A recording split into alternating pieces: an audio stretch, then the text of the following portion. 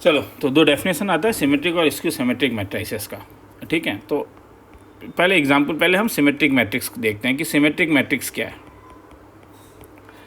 तो ए एक सिमेट्रिकल चीज़ लिख रहा हूँ, 1 2 3 2 4 5 3 5 6। हाँ, तो बोलो ए ट्रांसपोज क्या होगा।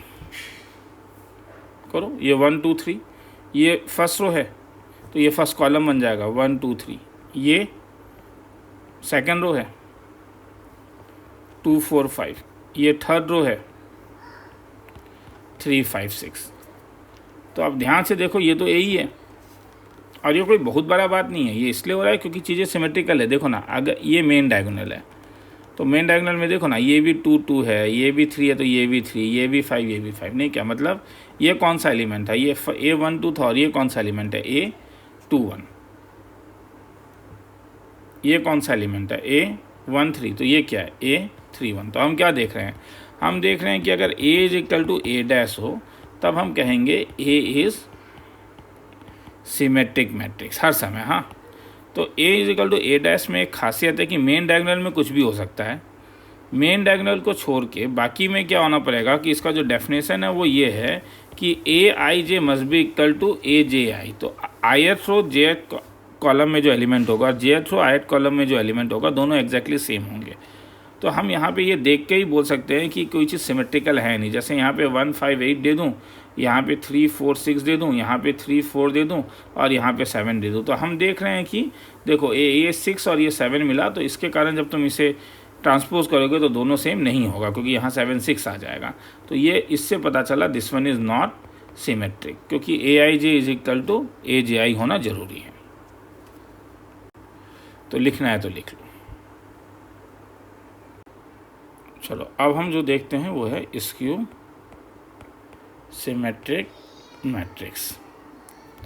तो इसमें एक एग्जाम्पल ले रहा हूँ, ठीक है। तो जानबूझ के डायगोनल को 0 ले रहा हूँ, रीज़न कुछ देर के बाद पता चलेगा। यहाँ पे कुछ भी नंबर लिख लेते हैं 2, तो यहाँ पे इसका अपोजिट साइन ले रहा हूँ। हाँ, -3 तो ये 3, 5 है तो ये -5। तो अब बोलो A ट्रांसपोज क्या होगा। ये फर्स्ट रो है, ये कॉलम बनेगा तो क्या बनेगा 0 2 -3। उसके बाद वाला ये सेकंड रो है, ये कॉलम बनेगा -2 0 5। उसके बाद ये थर्ड रो है, ये कॉलम बनेगा 3 -5 0। अब इसमें अगर मैं माइनस कॉमन ले लूँ तो माइनस कॉमन ले सकता हूँ ना, क्योंकि हमारा क्या था, कॉमन तो लिया जा सकता था, हम लोगों ने मल्टीप्लिकेशन में देखा था। तो ये तो 0 हो जाएगा, ये क्या हो जाएगा 2, ये क्या हो जाएगा -3। ठीक है, सबको माइनस से तुम कॉमन लो या बोलो कि माइनस को तुम मल्टीप्लाई कर रहे हो। तो 2 अब क्या बन जाएगा -2, 0 और क्या 5, 3 -5 0। समझ में आ रहा है ना, क्योंकि माइनस को अगर अंदर लेके जाओगे तो अब ये 2 नहीं रहेगा, ये -2 हो जाएगा। अब ध्यान से देखो, इसको और इसको ध्यान से देखो। हाँ, तो ठीक है ना, ये क्या मिला माइनस है। तो ये डेफिनेशन है, अगर A dash is equal to minus ही मिलता है तब तुम बोलोगे A इज स्क्यू सिमेट्रिक। अब ये कब होता है, ये होने के लिए कंडीशन ये है कि Aij is equal to Aj, पर आगे एक माइनस साइन होना पड़ेगा। तो ये डेफिनेशन है स्क्यू सिमेट्रिक मैट्रिक्स का। हाँ, Aij is equal to minus of Aj। देखो ना, ये कौन सा एलिमेंट था, ये क्या था फर्स्ट रो सेकंड कॉलम, ये क्या था सेकंड रो फर्स्ट कॉलम, ये -2 और ये 2 है।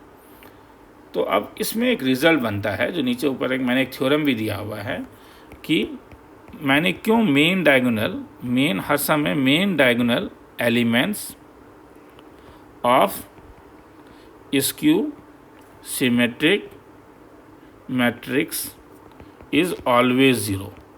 तो इसे 0 होना ही पड़ेगा मेन डायगोनल एलिमेंट को। तो प्रूफ बड़ा सिंपल है कि हम जानते हैं कि by definition skew symmetric matrix था Aij is equal to Aij is equal to minus of Aj। अब मेन डायगोनल एलिमेंट क्या था, ये मेन डायगोनल एलिमेंट है, क्या था A11, ये क्या है A22 और ये वाला क्या था A33। तो मेन डायगोनल एलिमेंट हर समय Ai जैसा दिखेगा क्योंकि वो स्क्वायर में ही होता है। तो दिस इम्प्लाइज, इसका जो मेन डायगोनल एलिमेंट के लिए क्या करोगे, तो for main diagonal put J is equal to I, इस वाले में तो क्या मिलेगा, A I I is equal to minus of A I I, तो दिस इम्प्लाइज ये इस साइड आ गया तो 2 times of A I I is equal to 0, तो दिस इम्प्लाइज क्या, A I I is equal to 0, तो this means main diagonal is always 0, क्योंकि अगर मेन डायगोनल 0 नहीं होगा, ओह ठीक है सॉरी, लिखना है तो लिख लो एक बार, हाँ, अगर मेन डायगोनल एलिमेंट 0 नहीं होगा तो एक प्रॉब्लम है।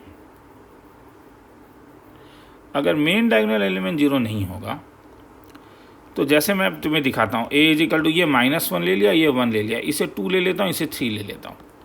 अब मैं जब ए ट्रांसपोज करूँगा तो ये क्या हो जाएगा, ये 2 1 हो जाएगा नहीं क्या, ये फर्स्ट रो, ये सेकंड रो क्या था -1 3, तो ये क्या हो जाएगा -1 3। तो अब तुम यहाँ से माइनस कॉमन नहीं निकाल सकते हो ना, क्योंकि अगर माइनस कॉमन निकालोगे तो ये जो 2 है वो -2 हो जाएगा, ये -1 1 और ये -3। तो अब देखो -1 सही है, 1 और 1 सही है, मगर ये देखो 2 3 और ये -2 -3। तो मुझे कुछ एक ऐसा नंबर चाहिए जिसमें ए और माइनस ए बात बराबर हो, और ये तभी पॉसिबल है अगर ए का वैल्यू क्या हो, 0। तो इसलिए मेन डायगोनल एलिमेंट्स जो होते हैं वो हर समय स्क्यू सिमेट्रिक मैट्रिक्स के 0 होते हैं। तो चलो लिखना है तो तुम लोग इस चीज़ को लिख लो फिर एक बार।